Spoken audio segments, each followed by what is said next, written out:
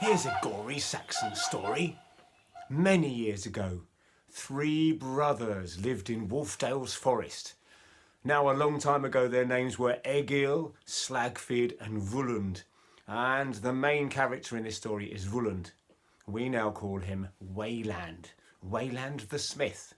And he's called Weyland the Smith because all 3 brothers were smiths. That means they made things out of metal. They worked hard all day in the forest of the Wulfdales, and they made jewellery, crowns for kings, swords for warriors, and they were very good at it. Now one day, Egil, Slagfid and Weyland, they went down to the lakes, and there they saw 3 beautiful ladies swimming in the lakes. They noticed next to the lakes were the ladies' cloaks. Now Valkyries are Swan Maidens, and the boys knew this. They hid the Swan Maidens' cloaks, and the ladies had no choice but to live with the 3 brothers. They became their wives, and in fact they lived happily for 7 years. But the call of the Valkyrie was strong. They needed to return to the skies and judge the battles. They found their cloaks. They put them on and they flew away, leaving the brothers alone again. The brothers were distraught. Egil and Slagfid left the forest, searching for the Swan Maidens. They said to Wulland, or Weyland, "Stay here, keep the business, working hard, and we will return with our wives." Now, Weyland worked hard. In fact, he worked so hard that he became the best smith in the world. There was a waiting list of kings and queens wanting rings and swords, necklaces and helmets.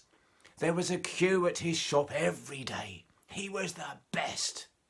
Now, news spread, of course, and the King of Sweden, Niduth, he wanted Weyland to be his smith. So he sent 2 spies down to visit Weyland. They turned up at his house and banged on the door.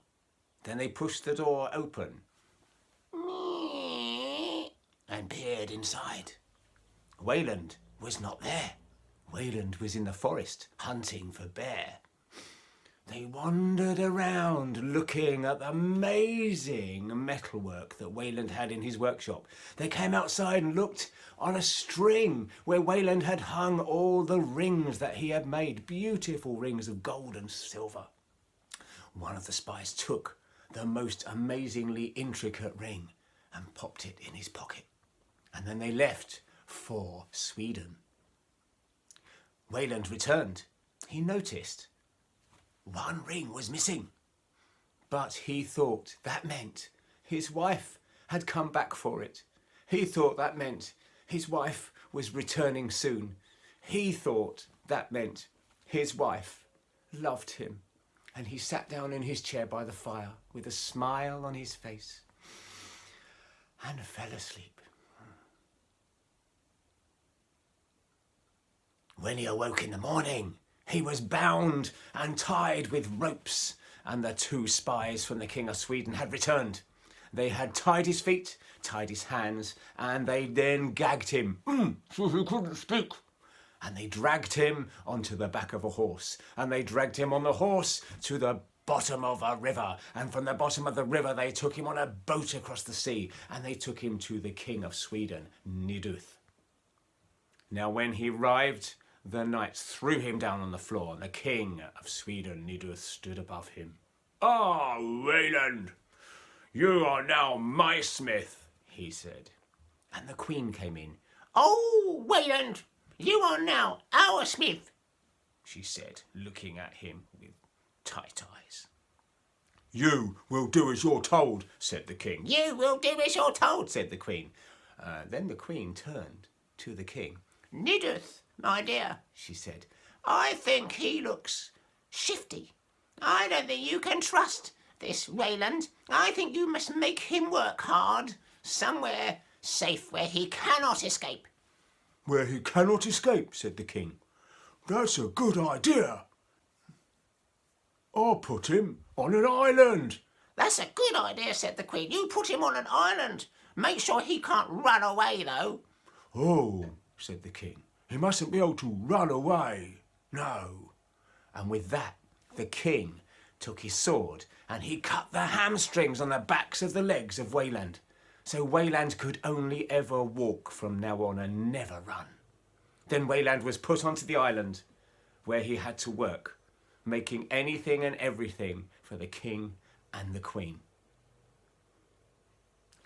Now the king and the queen had two sons, the princes, and the princes were fascinated by Weyland and the beautiful things he made. One day they sneaked over to the island and they found Weyland's workshop. And they came knocking on the door. Knock, knock, knock. Can we come in and look? Can we come in and look? Said the two princes. Can we come in and look? Can we come in and look? Said the two princes. Well, Weyland opened the door. He said, you can come in and look.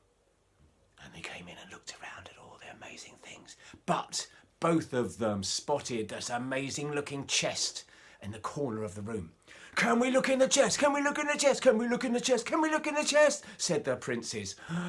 You can look in the chest, said Weyland. And as the princes ran forward, he said, when you promise me 3 things. The princes sat back, looking at the chest, looking at Weyland, looking at the chest, looking at Weyland. 3 things, and then we can look in the chest. Then we can look in the chest. 3 things. Yes, they agreed. The 3 things are this, said Weyland. First, you can look in the chest tonight. Second, you can look in the chest tonight if you sneak back here and don't tell anyone. And 3, if you sneak back tonight, don't tell anyone and make sure there are no clues anywhere to tell anyone how you got here and where you came. Oh, it's a big secret, said the boys. Big secret. Yeah, big secret, big secret. Okay, we'll come back tonight. Big secret, big secret. And off they went. So that night, they came back. They made sure nobody knew where they were going. Not their parents, not the staff in the palace, not the soldiers. The 2 princes came back. They sneaked over to the island. They came up to Weyland's house. They creaked open the door, and there was Weyland sitting. Now, he said, you may look in the chest. Well, the 2 boys approached the chest.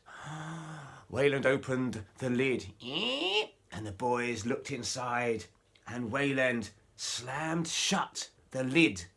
It had a sharpened edge. Chomp! And it chopped off the boys' heads.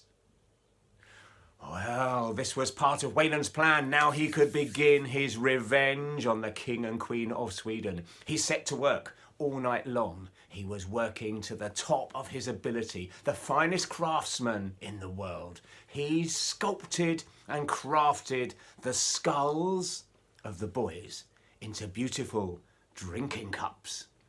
And then he took the eyes of the boys and turned them into beautiful earrings.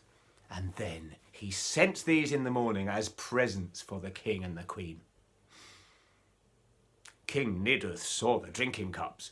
Oh, I like these, he said, and he picked one up, took a drink of wine and called for his wife. Wife, wife, we have some fantastic new drinking cups. Oh, she said, these are nice, lovely drinking cups. And then the king and the queen called for their sons to come and admire the drinking cups. Boys, boys, he said, boys, oh, this is wonderful. Boys, come and see these drinking cups. There was silence. The queen called too. Boys, boys, come and see these drinking cups. There was silence. Oh, then the queen saw the earrings. Look at these earrings. Look, oh, look, they look beautiful. She had them in. She was gazing at the mirror. She was so excited. These are the best ever. Oh, boys, boys, come and find these beautiful earrings. Oh, come and see quickly.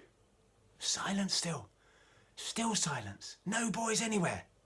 Where are my children? Cried the queen. Then there was laughter from above the castle. The king and the queen ran outside, looked up, and there they found Weyland flying free above them. He had built himself a beautiful set of wings, and now he laughed down at them. He said, "Do not miss your children, for you drink from their heads." Do not miss their gaze. for you wear their eyes on your ears. And then he flew, free as a bird, free as a Valkyrie, all the way over the North Sea and back to England, where he landed next to a tomb, an ancient tomb. It's still there now. It's called Weyland the Smithy. And the myth says he worked there, making things from metal, putting new horseshoes on horses' feet. And if you visit even now, put some money on the tomb, leave your horse overnight, it too will be re-shod.